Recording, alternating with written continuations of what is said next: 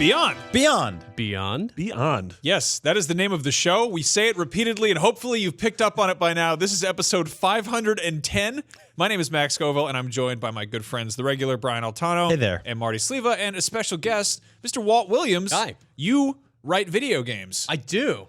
What are the games? What did you write? Let's see. I wrote Spec Ops: The Line, which is a game that came out a very, very long time ago. And most recently, I wrote Star Wars Battlefront II. Holy moly. Hell yeah. And you also wrote that thing, which is book. It is book. What is book? What is book book? is like... It's like the longest Twine game you've ever not played. Lots of words, very pretentious. Is there player agency? Yes. What system is it for? There's a lot of interactivity. You can go linearly. Ooh, interesting. Whoa. You can literally pick any page you want. Wow. If you want to, you can even cut out the words and rearrange them to write your own book. Modding. Total Now- player control. Is that the whole book, or can I get additional chapters at Best Buy? That depends. If you pre-order the book right now on Amazon, I will in fact write you an extra chapter and send it over to you, but only you. Now, this book is called Significant Zero. Yes. And we joke about video games and stuff, but this is actually a book about writing games. That's right. Well, writing games, making games, working in games, it's about my career in video games from how I started off just playing them growing up in Louisiana and moved up to New York and kind of fell into it as a career and going through publishing and development pretty much up to present day. Just kind of pulling the curtain back and showing everyone what it's like and what it really goes into making AAA games. So, yeah. Yeah, and I read it like a month or two ago, and I loved it absolutely. And that's not like, I mean, we're friends, but if I read it and didn't like it, I just would choose not to be on this episode. But no, it was interesting because like I learned about you and you growing up. I learned about your time at 2K on stuff like BioShock and Spec Ops, which, you know, two of my favorite games of the last 10 years. And then I learned, like, I knew how hard it is to make video games and how, you know, crazy a thing like crunch can be, or how you sort of have to kill your darlings at any given corner. But I didn't realize the specific examples of that in games I love until I read the book. And so it's super effective in a way like that. We actually talk about this on the show a lot. It's been a theme that's come up a bunch of times about how there isn't really a ton of transparency when it comes to that kind of stuff. And we see it a lot in movies. Max and I are always geeking out about like the making of Star Wars books and all the behind the scenes books and even the sort of post-morts that happen. But you don't really see a lot of that with video games. So does the book sort of gets into that sort of stuff? Yeah, I mean, well, I think the reason there's a lack of transparency is one, we're terrified of people, and like just coming out there and being that open and honest with all the things we do, and also making video games is terrible. Not in like a slave shop sort of way, but just like there is a lot of stress and blood and tears that go into it, and it's hard. You want to express that and tell people about it without it sounding like, oh no, this was a really, really horrible thing to do. Whereas we're all doing it again and again because we love it. It's fun. It's exciting for us. It's what we want to do. But like really diving into that, no one's opened up about it yet, so everyone still kind of feels uncomfortable doing that. So you said like you sort of fell into this career. I know that's it's a weird thing to sort of say like, I want to write video games when I grow up. Nowadays it makes sense, but when I grew up in the 80s, you didn't write video games. Exactly, yeah. Like Super Mario Brothers didn't have a writer. You know, Mega Man was just like, it was like a guy had made some toaster. That had a sentence at the beginning. Yeah, it was in 20X. It couldn't even finish the year. Put some X's there. Put some algebra. So how do you go from being like, I want to be a writer to like all of a sudden like, oh, I'm writing a video game? Okay, so I moved to New York. Okay, well, let's go back one more step. So I ended up going to college on a military scholarship to be a Southern Baptist preacher. That's how you. Yes. How do I get into the video game industry? That lasted about 2 weeks. Wow. And I was like, well, maybe God, not the way. But I'll major in film. I like movies. I want to write stuff, take some screenplay classes.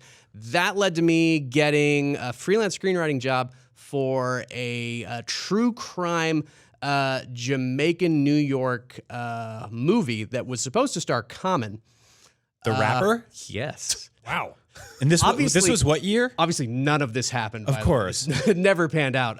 This was 2005. What years were you living in New York City? I moved up there in 2005, and I think we moved out of there 2008. Okay, yeah. So you moved there right after I moved out. But Yeah. a Jamaican crime thriller starring Common is exactly the kind of movie I would have watched in 2005. So I moved up there to write this thing. not getting paid any money. Do the rewrite and everything, and then I've got like some money in my bank account from working at a mall in Austin for 6 months after I graduated from college, and I'm like, I need a job now because I will starve if I don't have money. And so I met a guy at a bar who lived with a guy who worked on a newspaper that I wrote on in college 10 years prior. I know. And he was like, what do you do? I'm like, I don't do anything. He's like, well, I'm the hiring manager at Take-Two Interactive. Wow. You've never heard of us, but we own Rockstar. I was like, I've heard of them. And he's like, why don't you send me your resume? Maybe there's a thing. Maybe just an entry-level job. And a couple weeks later, he's like, yeah, we got an entry-level thing. This new publisher, 2K, you've also never heard of them, but they're brand new. They're going to be great. Why don't you come in and interview for it? It's a little entry-level, just production assistant thing. And I was like, yeah, I'll do that till my writing career takes off. Yeah, That's sure. fine. And then I got there, and they're like, wait, this guy can write stuff? We don't have to hire someone to review scripts? We can just keep paying him what yeah, let's do it. Let's go. And, I just like, I will absolutely do this. And like, every couple weeks just be like, so why don't you just let me write the whole thing? Right. Give me a credit. It's kind of nudging a little bit. Yeah, and that took about 5 years before they're like, yeah, this military thing, go do that. Do what you want with that. Wow. And So yeah. so the moral of the story is go to the bar. Yes, Yeah. go to the bar, take the first job someone offers you, and then annoy the people who you work for 5 years until they finally give in to your demands. Yeah. So one of the things I incredible. like most about your sort of transition and that whole process from going from entry level production assistant to like writing Spec Ops is you seem to have done a little bit of everything. Yeah. Like on you have a story in there on the original BioShock. You were taking the screenshots, like the promotional screenshots. Yeah. So that was literally 10 years ago. So like, video wasn't as prevalent. Everyone wasn't pulling their iPhones up and watching videos. So it was, we need these really gorgeous screenshots, and we need to make the game look cinematic and fun. And you had a funny story with Ken Levine on that he wasn't really fond of your initial screenshots. Okay, so the first time, I didn't even know it was Ken. It's the first time I ever met Ken, and the first time I'd ever met anyone at Irrational. We were going over there to Boston from New York to talk to the team about just getting some stuff set up. I think they were doing some focus testing that afternoon, and they were like, Walt, you're going to be doing screenshots. Just come over and talk to the team, see what you want, see what they want. And going in, I took a couple, sent them over so they could look at them and be like, oh, your screenshots are so great, yay. Because obviously, why would they not? And I get there, they set me up in a little desk, and this guy comes by, like hurrying by somewhere, and stops and sees me and turns back and goes, are you Walt Williams? It's like, yeah. And he's like, you're taking the screenshots, right? Yeah, I'm taking this. Okay, so what you're doing, don't do that. What? That was basically my, I was like, okay, what's wrong with them? No, I don't want to give you any direction. Because if I give you direction, that might constrain you. I just want you to, just do something else. Ooh, wow. And at this point, someone down the hall sticks their head out and shouts, Ken, come on, we got a meeting. And I realize, oh, it's Ken Levine. So now leading up to this, here's the thing. Before we flew in, my boss said, now you're going to meet these people, and Ken in particular, very nice guy, but also, very big guy in the industry. I need you to not do the thing that you do when you talk to people. And I'm like, what is that? That thing where you look at them like they are the dumbest person you've ever met in your life. And I'm like, do I do this to you, my boss? He's like, you do this all the time. I haven't picked up on it yet. So I've gotten better. Yeah. You didn't know him 10 years ago. Yeah. So as soon as I realize this is Ken, I'm like, oh God, I'm like rubbing look at at his my eye. mouth. Yeah. Like, am I doing the thing? And then he's like, just anything else? Gotta go. Bye. And like walks away. And so like, okay, I'll take some more screenshots. So I just did the opposite of what I had been doing. Well, would the opposite just be not taking screenshots? Okay, so here's the thing. Here, when it comes to screenshots, your first thought is, I need to make this look like the game. That is the wrong thought. Do not make it look like the game. Make it look like a photograph, because that's what a screenshot is. You're going into a world, especially if you're doing like a 3D first-person shooter, you're going in like a person with a camera. Pretend you're a National Geographic photographer. You want to get like good setups. You want foreground, background, lighting, all that stuff. You want it to look like something you'd see in a magazine. You don't want it to look like the game you're going to play. Interesting. Because that's the dynamic screenshot. I mean, a video game it's active. Yeah. And you have to create the illusion of that by getting something that's dramatic. If you just try to make it look like the game, it's just going to look like a flat, lifeless picture. And so I went in and I took cinematic screenshots. And the next day, Ken Levine, once again, getting dragged by my desk to go to a meeting, stops, pulls himself away. He's like, that was amazing. That was genius. I was like, you told me to do something else. When you're doing this, you're not using just like a straight build of the game, right? No, you like, are. Are you? Yeah. Like Well, 'cause this was you don't have like a before- free camera. Well, you do. thing? You do have a Before, free like, camera. yeah. Sometimes I'll use the free camera. Sometimes I'll use the gameplay camera. But like you can do it both. And you would just, it's hooked up to your computer. You're playing off a dev kit, and you're putting it into slow mode, and then just tapping the screenshot button like hundreds of times per second, hoping that one of them, when you're done, you're just gonna have thousands of screenshots, and you're like, we got 3 today. Yeah. And you send those 3 over to PR, and PR goes, you got 1 today. And they send that over to Rational. Rash goes, no. Wow, man. But it's great. Yeah. Like it's fun because you're putting together amazing shots. You're looking at the game in a way that most people don't get to, which is moving through these worlds, watching the AI and the enemies move through, interact with things, and you've got ghost on, so you're invisible. You're actually like stalking animals in the wild. They're walking around, dragging their pipes and like shooting each other and going crazy, and like you get to see that you're moving through the world like a literal ghost and not being seen. And that's a way, until you're taking screenshots, you don't realize that as a player, we never get to do that in these worlds. Right. We never get to see them strictly as an observer. And that was a really, really cool thing for me. Because then going into working on a game, Spec Ops, immediately afterwards, like I was now looking at spaces not from the viewpoint of a player, but like how are these things going to exist and move without the player? How are they going to be real so that when the player does walk in and draws that attention, like it's going to feel as if they've walked into something that's actually going on. It's not like that Zelda boss logic where it's just something sitting in a room waiting for the hero to show up. Exactly. Right. I mean, which is funny because I think you even mentioned this specific one, but there's that image early on in BioShock where you come upon the splicer who in front of the baby carriage. Yeah. And it sort of has that really like shadow heavy noir lighting. And I feel like that's one of those things where like when I think of that moment, I don't think of, oh, and then I ran up to her and killed her. I think of like pausing and just looking at it and being like, oh, what's Right. happening here? Yeah. Right. So I almost think of that moment as a screenshot, not as like the action I did in the game. Yeah, it's so interesting how so many games nudge you to play with like their photo mode now to kind of give that power to players to do themselves. I interviewed the developers of Horizon Zero Dawn, and they were talking about how like they took all these cool screenshots and then they put the game out in the wild, and people were taking way cooler screenshots. And like the audience now is trained to look at things through that eye because like photographers play those games now. Like people like directors play those. And I mean, everyone now with the power of an iPhone is sort of a photographer. Exactly. Like, We're all taking pictures all the time. Yeah, and that's built in on the core level of a PS4 now with all these games. One of the other stories I really liked was you ended up working on Mafia 2, and then some of the stories about recording VO on that. So you actually got to write some stuff for Mafia 2. I did. That's the first thing I ever got to. No, that's not true. I wrote on the Family Guy game, which I'm sure all of you played. Was it for mobile? No, this was the original one for the first Xbox. Oh, Family man. Guy, the game, exclamation point. Was that your idea, the exclamation point? It was. No. I have one joke in the game, in the Family Guy game. That This ended is up like the after- time the Grimace stole all the. I don't know.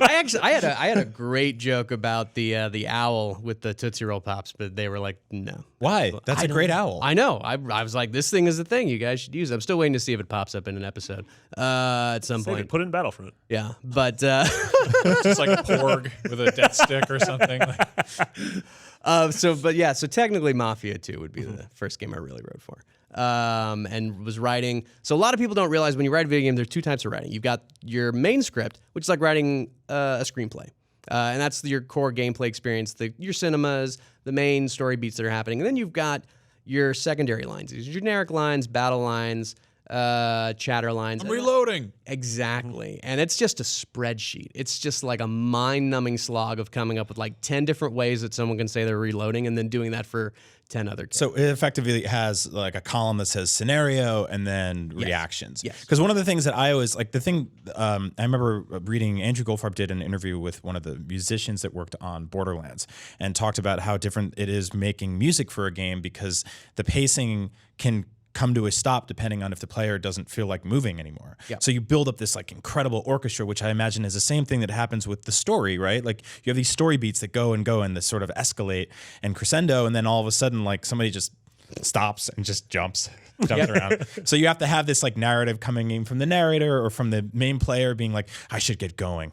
I really should get back to what I need to be doing. I got to get back out there. And you have to write 8 different versions of that. And the character just stands there and repeats those. Yeah. So that's the sort of incidental dialogue you have to write as well, right? Yes, and it's the worst. It's literally like you're writing it and you're like, can I just like bite my fingers off and like once and just never have to write again because it's so terrible. It's the kind of thing you don't see that in movies, though. No, right? no. Like Well, or you TV kind of- shows. Here's the thing. They don't write dialogue for the extras, you know? Yeah. Or like Yeah. inner monologue stuff. But here's the thing. I noticed this when I saw not the latest Transformers movie, but the previous one, the first one that had John Goodman, the Transformer, in it. Wait, does he play a Transformer? Yes, no, he does, doesn't. and it's Is he fantastic. Hound? Or is he like Yeah, he's the Plays Dan larger guy. Connors. He smokes a 50 caliber bullet as a cigar, and when he's out of bullets in his gun, he bites it to like shoot another robot in the head with that bullet, and it's the best thing ever. You describing this should have been in the trailer because I would have seen this movie. Yeah. But there are just lines that the Transformers say in the middle of combat that have almost no relation to what's going on. They're just Right. spouting. It's like, that's battle chatter. Yeah. They just wrote random video game. This is the perfect video game movie right here. There's Right. no plot. Things are just punching each other and blowing up. They've perfected the art form. It's amazing. It's so fascinating because when you're watching a film and a character stands in one place for a significant amount of time and then it goes on to the next scene, that's normal Yeah. and it's understandable. Like, but in a video game, if somebody does that, like something has to happen because people start to lose their minds. Yes. Like in I don't know, Empire Strikes Back, when you see the end of the ship at the end and Luke Skywalker's looking at it in the space and Leia's there, it's not like we really should get going. You don't hear anything like that. Like it just goes to the credits and everyone's sad, I think. We're you know? always afraid that the player doesn't know what to do. That's what Right. it boils down to. Because anytime we get to that discussion, I'm always like, if we were just standing around, we would say nothing. Right. Yeah. And that's okay. Yeah. And they're like, yeah, but what if the Balance player it doesn't off. know they have to play now? Well, because a And movie so that's what you have. You're basically saying, pick up the controller. A movie or a TV show happens regardless of if you want it to or not. You can leave the room. Yeah, you can leave the room, Yeah, you and can still fall does it. asleep, you can stare at it.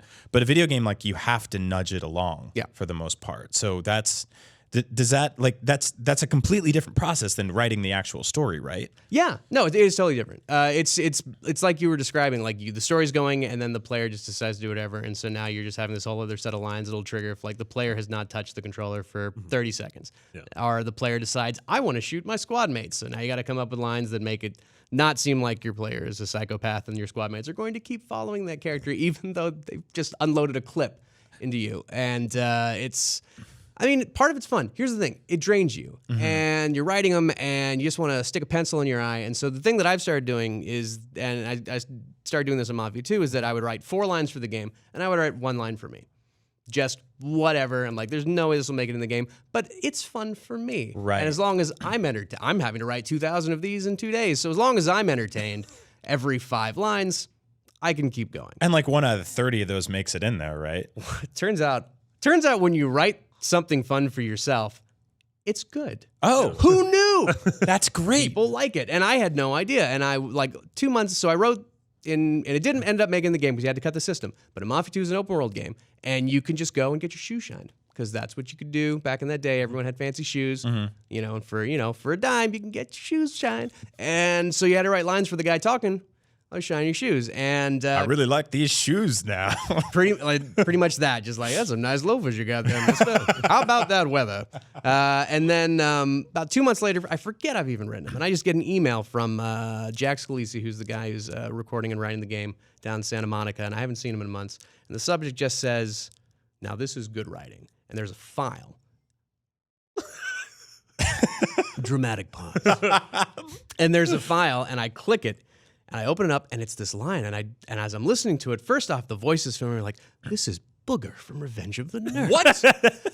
I never knew that this is something I wanted in my life, is to hear Booger reading my lines. And now I've had it. And then I'm listening, I'm like, oh my God, I wrote this thing. Was that actor? It was that actor. And the line is, it's a real shame that not more women like to have the shoes shine. You ever really looked at a woman's shoe? They're so slim, so beautiful. You just want to, I don't know, smell them. And so Booger read that line? Booger read that line, and then in the body of the email was like, "When can you come down to Santa Monica? We've got work to do now." Because that was apparently the line that you've proved created that- you've turned a non-character into a character. Exactly. Yeah. That was the line. Smelling women's shoes Yeah. that started my video game writing career. That's so in earnest. weird. Right? That's so Right? damn weird. What the hell? That seems like the clear next step with Spec Ops. It also Absolutely. It weirdly feels like a line that was written specifically for Booger. Booger or a Booger type. Yeah, Booger type. Booger catch. Yeah. Damn it. Yeah, Damn it. no. Damn it. Damn it. But there's also the stuff that happens when like a player walks to the edge of the world, which is sort of like a writer meeting the designer aesthetics, right? Like, or the limitations of the universe. Like in a lot of video games, you get to a place you can't go anymore, and they do one of two things. Either there's just a wall and it just stops you, and that wall can be physical or invisible, or there's that timer thing that starts clicking in. Like you were playing Destiny 2 earlier. Yeah, and that popped up arbitrarily. Where you walk out of bounds, or there's some places you just jump and you just die instantly, Yeah. and I'm like, wasn't supposed to do that. This is a very shallow creek. But then there's also, you have to write those versions of like, we got to turn around, or we've gone too far, right? And those are all, I imagine, kind of mind-numbingly the same. They right? are. I mean, anything that the player can do is mind-numbingly boring to write because you're just writing it all the time. And it's always not what you want them to be doing. You've spent all of this time writing this amazing story where every line is just heart-wrenching and moving and great. And they're like, I want to go over here and see if I can shoot out this light bulb. And you're like, but that's not my story. Do you get a lot of times where you'll sort of write a set piece that they'll come back to you and say, like, on a technical scale, that's way too hard for us to do? Like, Literally all the time. really? All the time. Interesting. Like you always you want to aim high, and you give it to the designers, and the designers will come back and they'll be like, that's just not possible. Like, we don't have the memory, or that's not what I want to do. I want to do this. And you go, okay, we'll do that. That's good too. Because you want that back and forth. Right. Like, it's not, writing a game isn't like writing a movie where you write a story first, hand it off, and then expect people to just do what you've put on the page. You hope that they will be inspired by that and go off and come up with a better version, because ultimately they're the designers. So, and you're not. Like, you're the expert at writing things. They're the expert at making levels and making these situations work. So they probably have a better idea of how to do what you're trying to achieve. Right. So you hope they take that and come back with something better, and then you rewrite to match that. But a lot of times you don't know yet, like when you first come down with something, if it's impossible. Because if it's really cool, everyone goes, yes, let's do that. And then like 3 months later, a producer comes in and goes, Right. No, that completely kills just cut the whole thing. Well, like, say, for example, you're sitting on your computer and you write, like, and then the ninja cuts the train in half. And you're like, that sounds cool. That's like the no effort sentence for you, right? Yeah. But then, like, 80 people have to come in and, like, animate that and physically. Like, we had a thing, Greg Miller and I did a special, like, Up at Noon episode a couple years ago where we told, like, Halloween stories. And I told this story about, like, basically serial monsters getting together in this drug house. Yeah. And I just wrote a story and then did VO and passed it off to an animator, Panda Musk. And like a month later, he was like, I hate you. And I was like, why? I'm like, it was funny, right? And he's like, it's really funny, but it's just like incredibly vividly descripted to the point that like every single half a sentence of that was just wildly difficult for me, you know? And like he makes it happen. But so I imagine you have a lot of like, you write a thing, you give it to them and they're like, no. Pretty much. You learn to pick your battles. With every game now, I like maybe 3 big moments that I want to fight for, and I'll write those in the script. Everything else, super vague. Just like the thing blows up.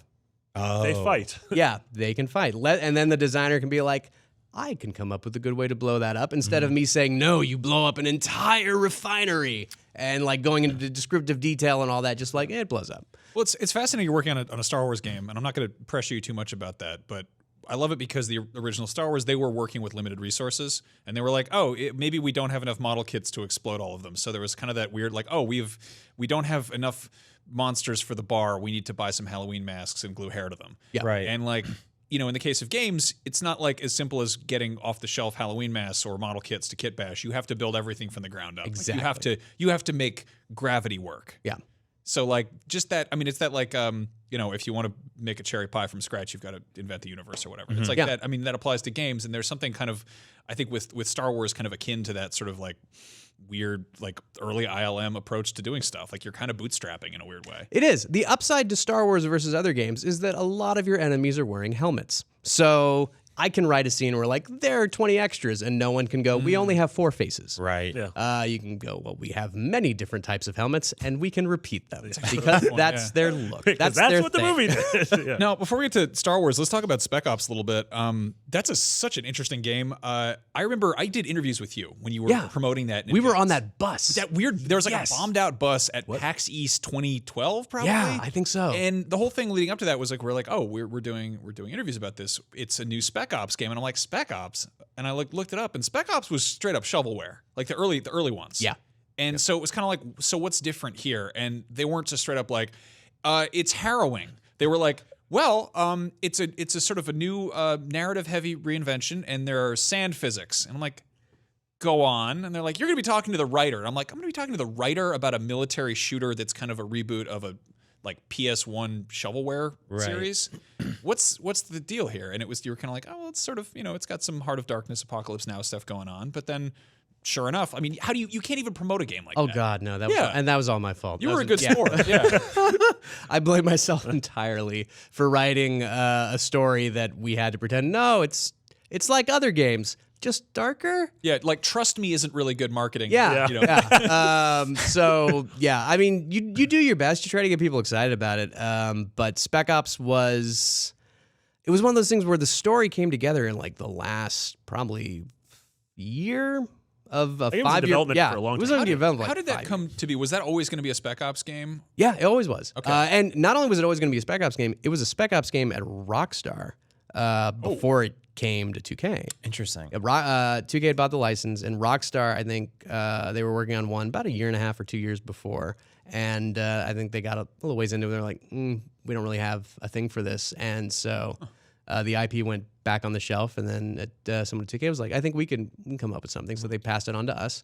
And I was still relatively new, but coming off of BioShock. And my boss was like, do you want to write up some ideas maybe?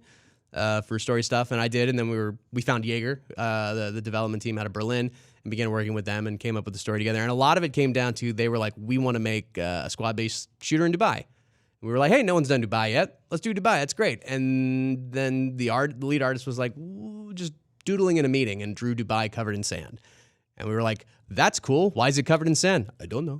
And they're like, Walt, help them come up with a reason why it's covered in sand. And I just kind of went from there. And then what was I trying?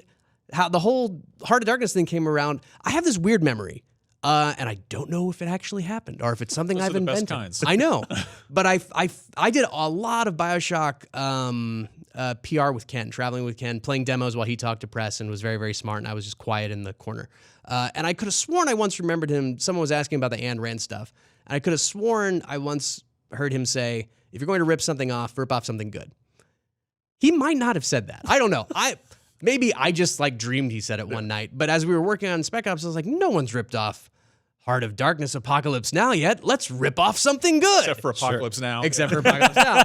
But that wasn't a game yet. There you go. Apparently, Far Cry 2 did Apocalypse Now, but I refused to play it. I'm sorry, Marty. It's a very good. Yeah, Metal Gear kind of did man, it too. how are you able to work with Mitch? Mitch and I have problems. But so I was writing a thing, and we just did a little 1-page thing and sent it over. They loved it. Everyone loved it. We just started working on it, and it became over the course of like the next 4 years. It went a lot of different ways, but ultimately stayed kind of in that same. Things are just getting worse and worse and worse, and then ultimately it made the twist. Spoiler: you're insane, and nothing's really happening. Even to the point where like the final twist that not everyone picked up on, that you're dead. That wasn't even part of the original. When we got to the final script, that wasn't part of the original final script. We were recording that when I got the word that someone had decided, my boss, that we were going to take the helicopter scene from the end of the second act and we were going to put it at the beginning of the game. And that really annoyed me. So I was recording with Nolan North and Omid Abtahi and Chris Reed, our main characters, and I flipped over my page script, wrote a couple lines, and I just fed it to him. I was like, we need to record these real fast. Don't worry, everything's going to be fine. And then we're putting that in the game, but only the first time. And so when you start the game, you're in this helicopter scene and it plays one way. And then when you get to it at the end of the second act, Walker's like, wait, no, this is weird. This is wrong. We've already done this before, with the idea being that the first time at the beginning, you die in the crash and everything else is just like this post-death hallucination thing, just because my boss pissed me off. Holy shit. And that's how you write a video. Was that the titular line of Spec Ops? The line. Yes. Wow. I genuinely thought after that game came out that it would change the sort of the gravity kind of in the shooter landscape forever. Me too. And it didn't. Not at all. Which bums me out. Like, I think that I won't say names, but a bunch of different prominent first-person shooters tried to get more serious. Sure. And sometimes it worked. Other times it sort of fell flat on its face. Were you kind of surprised that no one really took that as an opportunity to say, like, hey, this is an actual serious thing we're dealing with? Or first, I was surprised that anyone liked it. That was like, honestly, going into that game shipping, I was convinced everyone's going to hate us. This is going to be one of those things where they play like, well, screw you, Mr. High and Mighty, saying my video games are bad. Yeah. And people were like, oh, wow, no. I get, and people got it. And that was really cool. I was a little bummed maybe for like a month or two. Mm-hmm. But then it's like, you know what? Life's hard and it's long. Right. And it can be pretty crappy for most of the time. And sometimes you just want to sit down and shoot something in a game because it's entertainment. It's fun. And I get that. And I like to do that too. I kind of hoped that we would see more serious, dramatic games come out of it. And about a year afterward, The Last of Us came out. And that's, in my opinion, one of the best dramatic stories to come out in the last few generations of games. Absolutely. And, Red Dead Redemption, also like another one, but that came out while we were working on Spec Ops. But I think ultimately, like, as art, the games and stuff that we make, they tend to reflect the environment we're in. Things are always going to get darker, and then they're going to get lighter, and then they're going to get dark. It's going to be circular. And so I think we'll get back to it in like 10 years. Someone will be like, hey, no one's ripped off Heart of Darkness in a while. Yeah. Right. And we're going to get another one of those. Yeah. And But the thing about Spec Ops is when you think like, yeah, it probably wasn't commercially, it didn't blow anything out of the water, but like when it comes to shooters from 5 years ago, it's one of the few people bring up on a fairly regular basis. Yeah. Like, I feel like we bring it up on IGN shows once a month. In some respect, like we're putting together a list of the top 100 game moments of all time. We just launched the first of 5 parts, and it's on the list. Yeah. There's not a whole lot of moments from first-person shooters on the list, so I feel like it's a thing that over time, people. Maybe everyone didn't play it, but everyone who did play it walked away feeling something, which you really can't say. It sticks with you, yeah, which I think is important. And you're right. You can't say that about most shooter campaigns. You know? Well, it's funny you say that because that was the goal. Honestly, was like. We were all so burnt out and just angry, and I personally was bitter because I was living overseas in an apartment like without American peanut butter on a daily basis, and was just miserable going into the office 7 days a week working this thing because I wanted to be home. I'm a homebody. I like my room with my stuff, and that's all I need. I don't need much. I just need my stuff. And Berlin's an amazing city. The team at Jaeger, amazing. A lot of them I'm still really good friends with today. So like, it wasn't any of that. It was just being away and living overseas for months and months on time. And I was pissed at the player, not the team, not 2K, but the people that ultimately were going to play it. Like, they are doing this to me. Yeah. And all they want is to feel like they're a hero. Mm-hmm. I want them to literally feel anything. I want them to hurt the way I hurt. I want to take something beautiful away from them, and I want to bring it down to my level, and I want them to have to wallow through it. Which is interesting. That's the way. It's the way people think of, without spoiling anything, but that's the way people think of The Last of Us, like you said, right? Like, it's, to bring it to our audience, that's one of their favorite games ever made, is that there is a sort of kind of nebulous confidence towards the end of that game, where you're like, I don't know what I am anymore. That is honestly, that is one of my favorite endings in a video game ever. I know a lot of people were really. It's been out long enough, so we'll talk spoilers. If you haven't played it yet, this is your fault. A lot of people were upset because, they're like, I would never have done that. Right. Faced with losing his, adoptive daughter, Joel decides to murder everyone in a hospital to pull her comatose body off a bed and drag her outside, and then lie to her, saying, no, they didn't really need you. Everything's fine. We're going to be okay. And I get that a lot of people playing that weren't comfortable with that because, I would never do that. But as I was playing it, I was thinking, I would totally do this. Right. Everything Joel is doing right now is an extremely selfish, weak, frightened act by a man who lost a daughter long years ago when the zombie outbreak happened, shut himself off to relationships and emotion, and finally, over the course of this journey, has learned to, for lack of a better phrase, love again. Right. And through the means of a placebo daughter, effectively. exactly.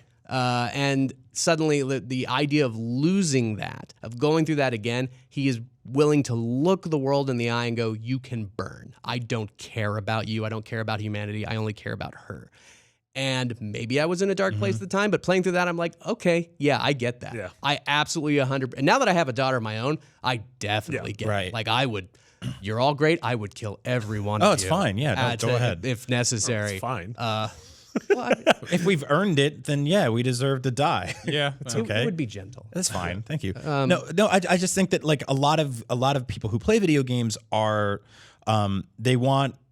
The world is horrible, right? Yeah. And they want escapism, they want heroism, they want to go home and they want to be empowered. And I don't think that they usually want to kind of end that journey on a sort of questionable or sour note like that. Well, I think you're right, but I think what's great about that ending is up to that point, no matter who you are playing this game, you're thinking what you're usually thinking when you're playing a video game. This is me. This is my journey. This is my adventure. I'm Joel. Ellie is my daughter, adopted daughter, whatever. And that ending is the game looking at you going, this was never about you and this was never your story. This is their story. And the final shot where she asks him, did you lie to me? Yeah. Was all that true? And he says, yes, it was true. And she like clearly doesn't believe him. Yeah. But she accepts it. That takes it to that next level. Not only is this their story, they're choosing to move on with it in a way that you probably are not happy with. They're completely taking this out of your hands in every possible way, and they're just going to go on with their life, and they're gone. And I love that. Like, it's heartbreaking, and it's beautiful, and it's true, and that's what's so great about it. That's me. I think that is one of the absolute best final moments in anything. Yes, I agree. Which is why at PSX, when they revealed The Last of Us Part 2, I was conflicted because I was like, well, the first game is one of my favorite games. And so, by all intents and purposes, I should be excited for The Last of Us Part 2. But part of me, and I do like seeing that teaser trailer with her playing the guitar, and the idea of seeing her and Joel again is exciting. But I'm also like, what if that was it? Like, what if it just ended there? So, what are your thoughts on that? I mean, look, It's tough. Video games are a franchise operation. Everything that we do, we're trying to make a franchise because franchise is marketing shorthand. If you are already emotionally invested in a franchise, I don't have to sell you on a sequel. Even if you didn't want a sequel, you're already sold because I'm reminding you, hey, remember how that first one made you feel? That's why there are 800 plus Mario games that have come out since like 1983, and half of them aren't even Mario games. It's just like, I want to make a tennis game, stick Mario in it. Like, there's like, if you strike oil, you keep drilling for oil there. You don't like go like, let's go look for oil elsewhere, different oil. Yeah, of a exactly. different Have you flavor. finished that game? And he shoots all the doctors. It's horrible. And he looks in the mirror and he's the last doctor. Daisy's like, "Did you lie to me?" And he's like, "I don't know." No, I think that's worth talking about with games is that as a storytelling medium, it is weird because they're like they give the player control, and it becomes this the idea of a game being a thing that's fun is. It's not always the case, Like, I mean, The Last of Us and Spec Ops are both harrowing, and if you're like, these are fun things, you're like, you have shit wrong with you. They're not fun. Yeah. Like there might be parts that are enjoyable, but they're like they're telling a story, and that's something that's done. That's from your end. Exactly. Like there are writers and people making this stuff, and then to kind of trick the player into thinking that they're the one controlling things. I mean, I'm thinking of like the end of Mass Effect 3 when everyone like lost their shit because they're like, oh. I didn't want to do this way. You didn't give me the proper repercussions, but at the same time, it was like, nothing you did mattered. Yeah, like this is our call. It's not saying it was a good ending, but like that kind of there's a certain level of like I think like totalitarianism that comes with creating art, but when it's interactive art, it gets complicated. And I think that's where it got tricky with The Last of Us specifically. Some of the backlash on that, which I think most people agree that's a fantastic video game, but was that you do not have the choice to not shoot those doctors. Well, it's because that's not what Joel would do. Exactly. But we are so conditioned, dare I say, spoiled by the fact that so much of our video game media has multiple endings and branching paths and this sort of gray box area of like, I play good, I play bad, I'm going for the good ending, I'm going for the bad ending. And you watch a movie, it just ends, right? Yeah. And then sometimes like on the DVD, like there's 6 extra minutes Suicide Squad or some bullshit like that. But for the most part, the movie just ends. Like I saw that there was like like they were promoting the movie Get Out, and they're like, now with an alternate ending, and I was like, no, why? It was great. Like I don't need that, you know. So we're kind of spoiled in that regard. So I think it's like I think we need to be able, sort of, as people who consume video games, to kind of trust the writers sometimes. Yeah. You know, I mean, there are bad endings that can happen. That happens all the time. Well, I think it's just that we need to branch out in the type of games we're making. We should have both. We should have every type of possible ending scenario. We should have games that have multiple endings. We should have games that are extremely vague and left up in the air so that no one knows what they mean. We should have games that are like, no, this is exactly what happened. Right. Had nothing to do with you. This is the ending I wanted to write. I worked my whole life to get to the point where I could write a multi-million-dollar video game, and you're going to sit there and you're going to like it. And because that's how art is. And, you know, like we have all sorts of type of movies. Like, you know, Steven Spielberg isn't out there complaining that grindhouse films exist. He's out there making Oscar films and Ready Player One. He's like, whatever, go watch what you want. I don't care. I'm rich. I have Oscars. There's room for everything. Yeah. And so That was a good Spielberg impression. thank you. And that's what we need in games. Like, and I think we're working off of a lot of assumptions of what players want. And we forget that players can only want what we give them. And we've been giving them a lot of the same structure and things for years. So yes, the numbers say players want this. But also you look at literally everything Naughty Dog's ever made. Right. All, you know, extremely successful stuff, very, very linear endings that are That was pretty fucked up at the end of Crash Bandicoot when he kills all those doctors. Got to stop doing that. So They had all the they were veterinary. No, and there weren't even any doctors in the game up to that point. Dr. Cortex! He shoots him right in the face. Just the one doctor who survived. I've actually never played a Crash Bandicoot game, except for the time that Uncharted 4 made me play a Crash Bandicoot game, and I was very upset. Well, maybe by it's that. not about what you as the player want. You know? So we have to talk about Star Wars Battlefront a little bit. Max and I played that last game for dozens and dozens of hours. Obviously, the single player campaign was the thing that people came out of that game or went into that game being like, where is it? Why isn't it here? They come out the other end, they're like, where did it go? I thought it'd be here. I've looked at every menu. I mean, to me, like, to mention placebo effects again, as I played that game, I was like, I'm on Endor and I'm the story of Star Wars now. So I didn't really need a plot, but you guys have to write one, and it picks up where Return of the Jedi left off, which is fantastic because I love that movie. I adore that movie, and it gets a lot of hell for having bears in it and stuff. But Ewoks are fantastic. Thank They you. are absolutely Thank you, guys. fantastic. Thank you very much. They're better than porgs until we see the porgs like puke blood or poop teeth or something. Because the Ewoks did that?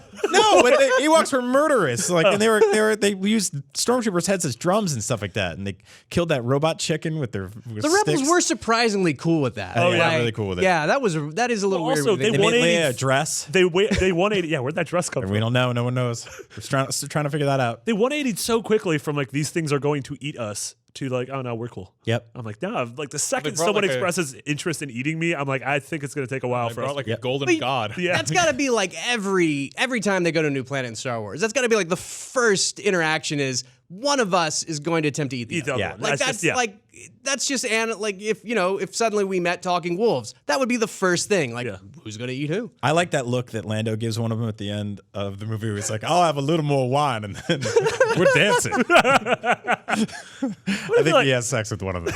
I understand. I think it's Pap Lou. So I wrote a dumb joke on Twitter a couple years ago about how Episode 7 was picking up after, and I thought it would just immediately, like, they'd have to clean up from that weird party they had with all those bears. Yeah. Because the Star Wars for 30 fucking years just ended with just like and they're all just partying. They're like playing drums on the guy's head, and they're burning this guy's robot dad. And then there's just like streamers on the floor and some solo cups, and then they're just like goodbye. Yeah. And they leave.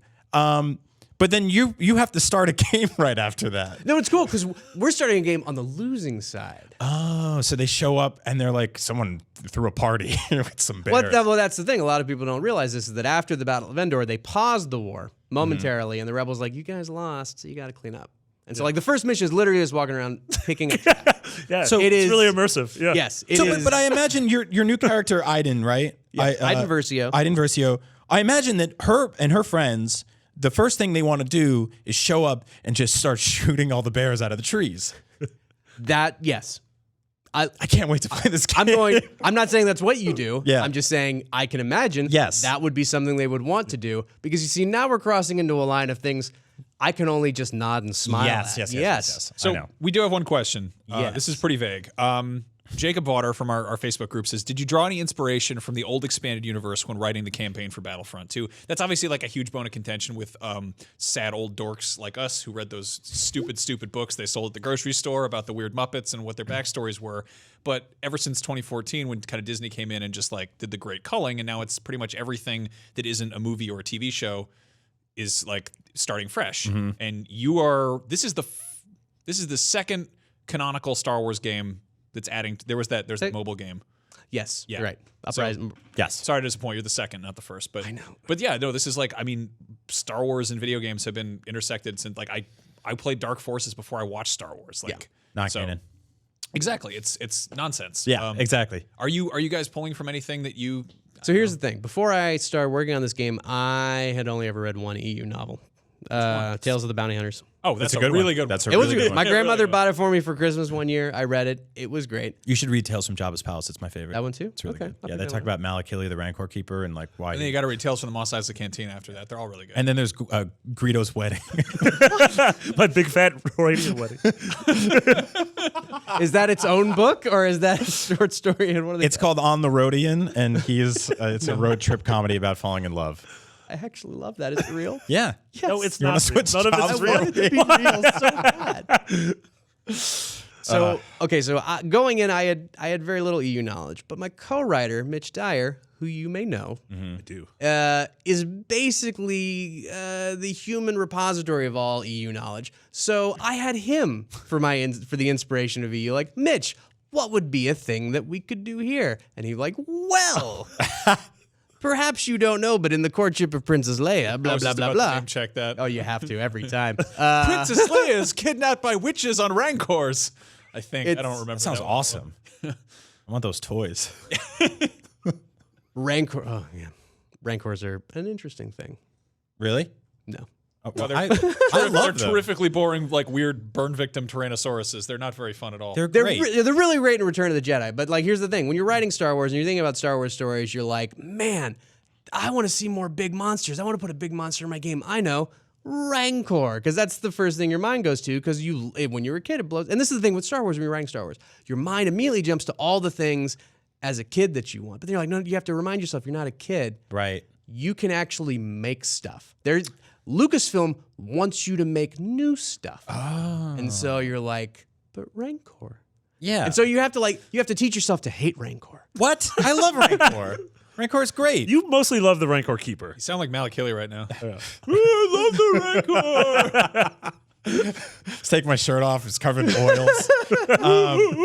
No, I mean, like, what? There's 10 million TIE fighters in all 9 Star Wars movies, and there's one goddamn Rancor. That's a problem, right? There's ATSTs in every movie. I like that's a problem, right? And we're like, I don't know. I don't necessarily think it's a problem. I like them a lot. I don't know. You go outside. There's a lot of different kinds of cars. They're all like a car. You know. Yeah, there's like not a many style guide. Yeah, there's not many T-Rexes still walking Yeah. around. So That's true. There are like large dogs though. Yeah. So what is the Rancor if not large dog? That's a great question, Marty. that's a fair comparison. There yes. was a deep, nuanced section of this podcast that is now completely gone. Yeah. What if is the Rancor a dog or a Or a Tyrannosaurus? car. Anyway. But yeah, no. To answer your question, Jacob, maybe Interesting. Yeah, because we were. that seems like the safe response. Yeah, I think it's really cool. So much it's both like liberating and kind of frustrating that so much of that EU stuff got thrown out the window, because now there is going to invariably become spots that sort of cover those sections that are now gone, right? I mean, episode 7 was immediately like, oh, there's no more, like, Han and Leia don't have twins, maybe, As far as we know. as far as we know. Yeah, but I mean, Maybe just there's to a Kylie Ren. talk about your game in like a very sort of just high level, broad strokes. Like most of us expected going into this that in a Star Wars campaign you play as the good guys, you play as a Jedi or a member of the Rebel Alliance. But in this, like, we don't expect to play as the Empire, and we don't expect to sympathize with the Empire because that's not what the movies taught us to do. So, like, was that cool? Just sort of That being was able cool. to Well, defy look, tropes. that side of things is interesting for me as a writer, and also for someone enjoying Star Wars stories or any type of story. Like, the Empire, going into the movies, we see the Empire strictly as like the people at the top, the most corrupt, the most evil. We're not seeing the low-level people who were coming out of the Clone War. We're coming out of a galaxy ripped apart by this conflict, and we're seeing the hope of a unified galaxy. And we're buying into the promise of the Empire. Because up to that point, like, all these people thought Palpatine, hey, great guy. Like, he's really doing a lot to end this war. And now he's an emperor, and the Jedi attacked him, and they totally betrayed him. And so, you know, the clones wiped him out, and now we're gonna bring peace again. We're gonna make everything Jedi, cool. that was fake Good. news. That wasn't real. It was. I don't know. Well, if to be fair, they did it. What about her emails? Not all stormtroopers. So, like, yeah, writing a story from that angle of, like, someone who would have grown up in the Empire and believed in the propaganda and the indoctrination of it, of like, this really is order and peace. We're trying to make the galaxy better. That's interesting to me because Iden Versio isn't hanging out with the Emperor, listening to him, you know, cackle madly, and like, oh wait, maybe that's a bad guy. Like, she really thinks she's doing good and that the rebels are bad. And you know, she was in the prequel novel Inferno Squad, written by Christy Golden. You know, we learned that Iden was a TIE fighter, a TIE pilot who survived the initial Death Star blast. So she's one of the few people who's actually been witness to both Death Star explosions. So she really has a very twisted view of the rebels. Like, she sees these people as true mass murderers. Well, they're terrorists. They are. Like, they are a bunch yeah. of weird wingnuts with like robed desert dwellers who blow up government buildings. Like they're, yeah. Yeah. So, I mean, yeah, that's basically what A New Hope is. It's a crazy man that lives in like a sand cave, and he's like, "Oh, you're an orphan now. Come, let's go blow up the ball in the sky." And he's like, "Okay, I don't know what else to do. That sounds cool. Can we bring these cool robots with us?" One of them knows Chinese. Some great movies. No, but like, I mean, I really appreciate that we're sort of seeing like these opportunities to kind of humanize that side of it. Yeah. We got it with Finn a little bit in episode 7, where it's sort of just like, he's this guy that's just like, I don't want to do this anymore. And he jumps over. I don't know if that's where we're going to go with Iden, but I'm fascinated to see sort of the justification from that perspective. Because it's true, like, you show up in Endor and all your friends have been killed by bears, and you're like, "Oh, what the like? This is like from her shoes, like that doesn't look great." I mean, the Ewoks are literally inspired by the Viet Cong. Like, that was Francis Ford Coppola, going back to Apocalypse Now. Just right? These like weird, like forest dwelling, like tribal guerrilla little shits who are gonna like mess up a bunch of highly trained military specialists. Kind of nuts. Mm-hmm. Yeah. They were like, we don't have the budget for full-grown Wookiees, so let's use bears. Also, they're cute. I like Wicked. Yeah. Anyway, yeah, that comes out what, November or something? November, yes. Something. 18th, 19th? Yeah. 14th? Thanksgiving. think it's ish. the One 18th. there's a 1 in front of it. I'm Yeah, I think pretty it's the certain. 18th. Yeah. And so your work is done now, right? Yeah. Yes. Is never done. Yeah. Yes. My work is done. I mean, you have like touch up polishing of like, you know, looking at maybe try a different, you know, let's put a different take in or something like that. You know, line placement, stuff like that. You have But, like, the writing is done. We have a galactic shoe shiner who needs a new line. Booger's not doing Thinking of a anything. Booger. How weird would it be if all of your games had that character? Like, that was the one tie. Like, he appears in Evolve. Yeah. In, like, a corner at one But he point. looks different every Deception. time. Booger. Anyway, I like the idea of Booger being like a shoe shining cantina alien. So real fast, I want to tell you one more story about Star Wars. Let's do it. Because Yeah, you brought no, up seriously, you brought up Finn. Yeah. And here's the thing: a lot of people don't know this. I almost didn't write this game because I got the call from Motive at a time where my wife and I were about to have our first kid, and they were like, "We need you to start." The date they gave was about 2 weeks before my child was supposed to be born, and if you have a kid, which I don't believe any of you have, that could be the exact week that your child is born or the week after your child is born. You don't know. They're up in the air. Like, we're going to give you a date, and if it doesn't happen by then, we'll give you a shot, and then you'll have a baby. So you don't know. And I'm like, I'm not comfortable, you know, flying to Canada and being, you know, because we were living out in Oakland. We don't have family out here. My wife would just be alone. And, like, I'm not comfortable being, I think I'm going to have to say no. And they were like, well, just think about it. That'd be fine. And so I got off the phone with them, and my wife and I go to get an ultrasound that afternoon. And we're sitting in the lobby waiting to go in. And I'm just flipping on Twitter, being a very supportive husband. And I see a tweet from John Boyega to EA, hey, where's my Battlefront story mode? And I show it over to my wife, and she goes, I think you got to write Star Wars. Oh, my God. Because Finn wants you to write him a Star Wars game. And I was like, I think I do. And you named your firstborn John Boyega. I did, and she's going to hate it when she gets old enough to realize that. Not because John is a wonderful person. Yeah. But John Boyega, she that's doesn't. weird. She just doesn't look like a John Boyega. No. She she's a tiny Yeah. little. She looks like a Daisy Ridley. Yeah, very much. So my daughter John Williams. Middle name's Boyega. So you were there. You were there for her birth, right? I was there for her. Good. You didn't like Scaramucci it and send a text. So okay, Great job. God, back that there, name's huh? going to be just like a weird trivia question 5 years from now. Everyone's going to be like, oh man, I remember that guy. So here's how the birth went. First off, my wife is a huge Prince fan. Prince died like an hour into my wife's labor. So What? Yeah. And so we're going through the labor thing, and I'm just like, because I'm helping her with breathing and stuff, and like being involved, fanning her, giving her water, ice chips, and I'm also on text duty, texting family. Everything's going fine. We're still doing good. We're dilating. Everything's good. So I'm having to do all this, and I'm getting the Twitter things and I'm like, do I tell her? And like in a break from contractions, I'm like, honey, Prince died. And she's already crying because of the pain. So, like, I don't know if it caused more tears. But here's the thing. When you're in the middle of labor, you forget things. So, like, she would go into contractions and, like, be screaming, oh, this is terrible. I hate it. I can't believe Prince died.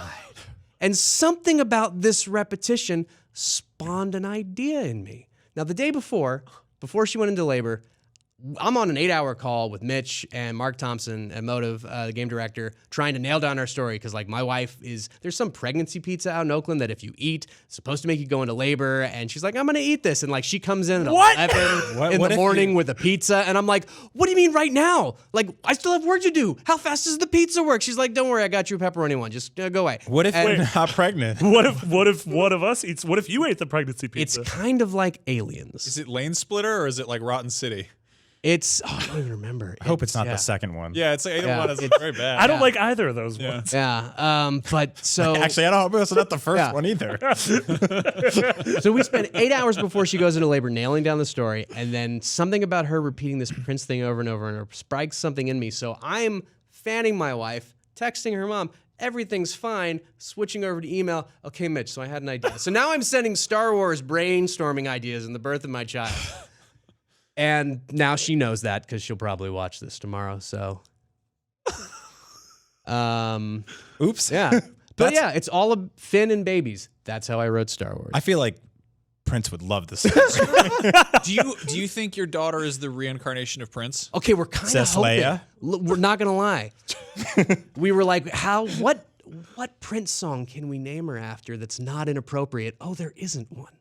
So you just named her a symbol? We did. No offense, but Prince definitely came back as a holographic butterfly. That's fair. I keep like handing her guitars. And I'm just like, can you do something with this? And she just gives me this look that's like, I don't know English, but this is very heavy. Babies love guitars. Yeah, they do. Yeah. Have you ever played Baby Jammers? Yeah, What? It's a Ubisoft game. Don't ever say that again. All right. Do we want to fly through a couple of questions real quick before Yeah, we we wrap were going out? to talk about a bunch of other things like Destiny 2 and the last day of June, but we'll talk about those next week. Okay. Yeah, I actually got some on my phone because the printer didn't work. My quick Destiny 2 impressions is I didn't play any of Destiny 1. I played 15 hours of Destiny 2 over the weekend, and I think it's a very good video game. Awesome. And I want to talk about it a lot next week. Yeah, we did an hour-long Let's Play today. Yeah. The three of us and Alana. Yeah, so. that should be up any day. Yeah. YouTube.com/IGN Beyond. Michael Taylor asks, do you think a game story has to live up to the standards by which movies are judged? Are they even the same standards? They don't have to, but they should. I mean, some movie scripts are also not great, but those movies are still enjoyable. That's true. Any kind of cinematic experience, and games are a cinematic experience when we're talking AAA. Like, we just have to accept it, that they are. It can be good, it can be bad. Doesn't mean you can't enjoy it. Nothing wrong with that, but there's nothing wrong with trying. Now, when you read like a bad movie script, you can sort of tell it's going to be a bad movie, even if like the acting and cinematography is amazing. Sometimes it can turn it around. But Kind of, sometimes. I mean, it's the same thing with writing a game. Like, I remember specifically on Spec Ops writing a line and like being like, oh, that's not very good. And then, Nolan just reading it and like making it his own and making it amazing and being like, wow, I am such a good writer. right. And so, yeah, I mean, you have a lot of stuff where actors and the people, they can make it better. But, I try to make my writing when I'm writing a game, I try to think, what if this was a movie? Because that's what I like we were saying, games we grew up with didn't have stories. I was learning my story from watching movies as a kid. And so like I'm trying to grab the emotions that those scenes and those movies caused in me as a kid. If I can replicate that in someone who's playing a game that I wrote, then for me that's a success. Right. That's awesome. Nathan McKerney asks, what PlayStation franchise would you want to help make a story for? Now, I'm going to steer this a little bit because you just told us you've never played a Crash Bandicoot game. So on the spot, I want Walt Williams to pitch us his Crash Bandicoot game. Okay, it would be Crash Bandicoot ... Jack and Daxter. Just make another Jack and Daxter. Is that Jack and Daxter or Jack and Daxter? Definitely say that. wasn't Jack and Don't say Daxter. that. Don't say that. I don't know. Maybe he's stealing Daxter. So what? So the game just starts and Crash Bandicoot's like, wow, what an adventure, but not for me, for them. That'd be really great bait and switch Yeah. if they totally marketed it as a Crash game. I don't understand why there have only been 3. There need to be, and I know there was one on PSP, but I didn't have a PSP, so I don't count them. Yeah. There just need to be more. That's what we didn't need The Last of Us 2. We needed Jack and Daxter now. That's the franchise that America needs Yeah, and I today. don't want it gritty. I want it to be colorful, and I want them finding orbs. I think we should That's right. combine And them. I want The this one Jacks of to Us? not have Yeah. a racing level in Zero it. racing levels. I like want that. Gritty post-apocalyptic stuff. No, I think The Last of Us 2, or I think the next Jack and Daxter game should just pick up exactly where The Last of Us left off, but swap those characters. Jack's in a with- car, and Daxter's the one who looks at him and was like, "Did you lie to me?" We're dumb. You want to bring us home? Yeah, let's do this. Walt, this was awesome. We had like a bunch of garbage we're going to talk about here, but we totally. Yeah, we'll talk about game impressions and stuff next year. Walt, a game came out this week called Maze. What is your thoughts on it? Maize. My thoughts are I have a 17-month-old baby, and if your game is longer than 2 hours, I haven't played it. Yeah, none of us. I don't know Yes. what it is. So is it about corn? I have It's longer no than 2 thoughts. hours. It's real weird. It's like a first-person adventure puzzle game a la Myst, but with strange Monty Pythonish humor. So That sounds cool. Yeah. it's pretty cool. Actually. It's real weird. Yeah. We'll talk. We'll talk yeah. more next week. Yeah, we'll talk more about games next week. You can find us all on Twitter. I'm Max Scoville. Marty's McBiggity with 2 G's and 2 T's. Brian is Agent Bizzle. And Walt, you're At Walt D. Williams. Walt D. Williams. And talk about where can people find your book? When can people find your book? How do You can books work? find Significant Zero right now. You can pre-order it on Amazon or Barnes & Noble, or you can go to any of your local bookstores. It comes out in stores September 19th. So you know you know the date for Significant Zero, but you don't know the date for Star Wars. I know. Now, is there it's like- fair. It's totally fair. I know. Is there like a $200 version of it that comes with the statue and doesn't come with the book? That for if you PayPal me $200 right now, I will actually just come to your house and read it while I'm eating a pizza. Don't do that's Oh, actually, not a no, lot of money. Serious question. Are you doing audiobook I am too? really easy. Yeah, are you doing an audio version? There is an audiobook. I'm not reading it though. Okay, who are you getting? The guy who played You have Booger? any choice? How do books work? Should get the guy who played Booger to read your book. It's an audio book. The person I can't remember their name. The audio publisher who's doing it. They have a staple of people. They sent me over, and I was like, "That one's good. That guy's great. Let's do that one." Clancy Brown. Yeah. Yeah, From the Lost? he played the Kurgan and Krabby Patties or whatever. Wrote in the contract he has to do it from my house. This is totally stupid. One of my favorite audiobooks ever is like David Cross did an audiobook like 2 years ago for his book, and it's read by this woman for like the first 3 chapters, and then you hear a knock on the door on the recording booth, and he's like, "What are you doing?" And she's like, "I'm reading this book by David Cross," and he's like, "That's me. That's my book." And she's like, That's "Oh, I'm brilliant. sorry." And he's like, "Get out." And he sits down and starts. It's really good. Yeah. Anyway, Oh my god. Okay, so Significant Zero. It's a book. Get it. You don't need to plug anything into the wall to do it. You just pick it up and you look at, hold that up by your face and let them see it on the camera. There we go. That's a book. Anyway, It also it has a really good story about the recording the VO sessions for Mafia 2, where you had to record with a woman who had to record all of her sex sounds, and it sounded. I felt uncomfortable reading it. It's the worst. Yeah, so she had to record VO of various moans. She was very, very nice Yeah. to realize that I was so uncomfortable having to direct her through various sexual moans. man. And finally said, "Honey, it's okay. I do all the True Blood audiobooks, so I've had to do worse." oh god, yeah. Yeah.